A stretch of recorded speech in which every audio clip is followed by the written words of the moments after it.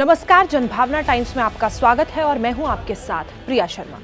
दुनिया में हर साल कई तरह के तूफान आते रहते हैं।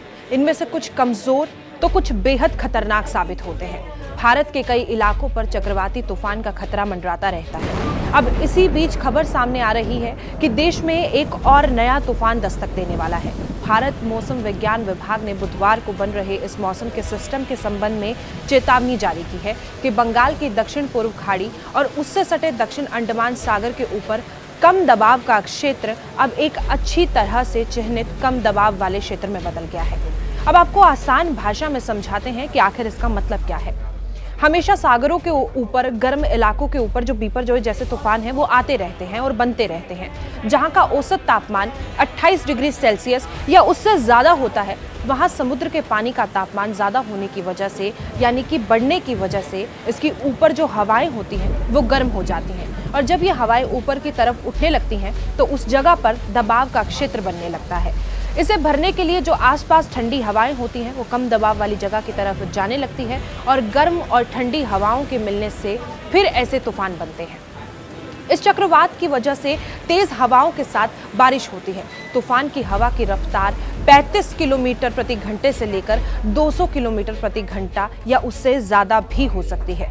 तो ऐसे में आप अनुमान लगा सकते हैं कि इस तरह के तूफान अपने आप में कितने खतरनाक होते हैं और कितनी बर्बादी साथ लेकर आते हैं। अब ऐसी स्थिति में आईएमडी ने अलर्ट जारी करते हुए मछुआरों को सलाह दी है कि वो 29 और 30 नवंबर यानी कि आज और कल को दक्षिण अंडमान सागर में या उसके आसपास ना जाएं। 30 नवंबर से लेकर 2 दिसंबर तक दक्षिण बंगाल की खाड़ी से दूर रहें। आईएमडी ने उनसे 30 नवंबर 2 दिसंबर को दक्षिण पश्चिम बंगाल की खाड़ी से दूर रहने की हिदायत दी है और 1 दिसंबर की सुबह से मध्य बंगाल की खाड़ी में जाने से परहेज करने की भी अपील की है।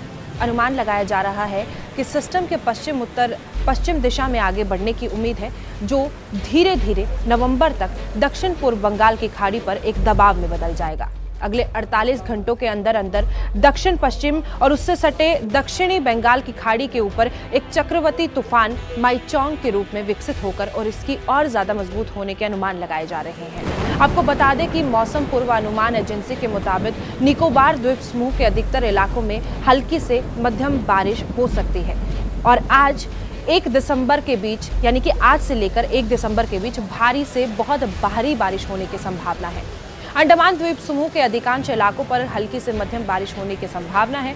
वहीं नवंबर को बहुत ज़्यादा, यानी कि 30 नवंबर को बहुत ज़्यादा बारिश की कुछ घटनाएं भी सामने आ सकती हैं। आईएमडी के अनुसार 29 नवंबर यानी कि आज दक्षिण अंडमान सागर और आसपास के अंडमान और निकोबार द्वीप समूह में 35 किलोमीटर प्रति घंटा से लेकर 45 किलोमीटर प्रति घंटा की रफ्तार तक तेज हवाएं चलने की भी उम्मीद है। इस तरह के कई तूफान पहले भी आ चुके हैं। आपको दुनिया के कुछ सबसे खतरनाक तूफानों के बारे में भी बता देते हैं, उनके बारे में भी आपको जानकारी दे देते हैं। इससे पहले भोला चक्रवाती तूफान 1970 में आया था और ये तूफान कितना भयावह रहा होगा, इसका अंदाजा आप इस बात से लगा सकते हैं कि इस तूफान में लगभग 5 लाख लोगों की जान चली गई थी। तूफान की शुरुआत 8 नवंबर को हुई थी। 1970 में ये आया था और 12 नवंबर को ये तूफान पूर्वी पाकिस्तान पहुंच गया था। इसके बाद बात करते हैं हुगली रिवर साइक्लोन तूफान की।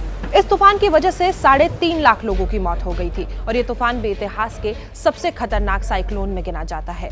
हैपोंग टाइफून की शुरुआत वियतनाम में 27 सितंबर 1881 को हुई थी। इसकी वजह से करीब 3 लाख लोगों को जान गंवानी पड़ी थी। इन्हीं में से एक है कोरिंगा साइक्लोन। ये तूफान भारत के आंध्र प्रदेश के कोरिंगा में 25 नवंबर 1839 को आया था।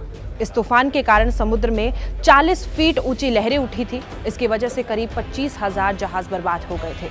वहीं एक तूफान है बैंकरगंज चक्रवाती तूफान, जो कि 29 अक्टूबर से 1 नवंबर 1876 तक भारी तबाही मचा कर गया था। इस तूफान में करीब 2 लाख लोगों की मौत हो गई थी। इस दौरान पानी की तेज रफ्तार की वजह से कुछ लोग उसमें बह गए थे, जबकि कई लोगों को भूखमरी का शिकार होकर अपनी जान गंवानी पड़ी थी। तो इस खबर पर आपकी क्या राय है, कमेंट बॉक्स में कमेंट कर जरूर बताएं।